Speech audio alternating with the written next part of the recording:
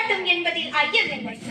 நதியின் போக்கை அதன் வழியில் நிற்கும் மலைப்பாறைகள் மாற்றுவது போல மனிதனின் வாழ்க்கை போக்கை மாற்றுவது நூலகம்தான்.